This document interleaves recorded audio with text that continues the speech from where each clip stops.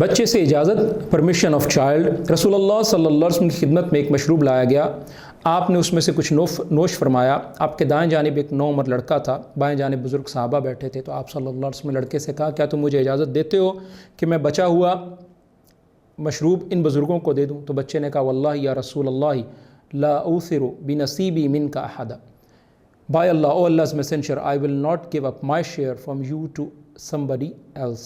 اے اللہ کے رسول صلی اللہ علیہ وسلم، اللہ کی قسم آپ کے بچے ہوئے سے ملنے والے حصے کے معاملے میں کسی پر ایثار نہیں کروں گا۔ راوی کہتے ہیں پھر رسول اللہ صلی اللہ علیہ وسلم نے زور سے اس بچے کے ہاتھ میں پیالہ پکڑا دیا۔ صحیح بخاری 5620۔ تو اس حدیث سے معلوم ہوا کہ دائیں طرف سے آغاز کا اصول اختیار کرنا چاہیے۔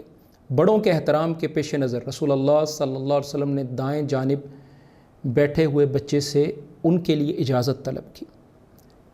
اور تیسری بات یہ کہ ادب سے اپنا حق دینے سے انکار کیا جا سکتا ہے، اور ایسا انکار کرنے والے سے بڑوں کی ناراضگی کرنا بھی درست نہیں ہے۔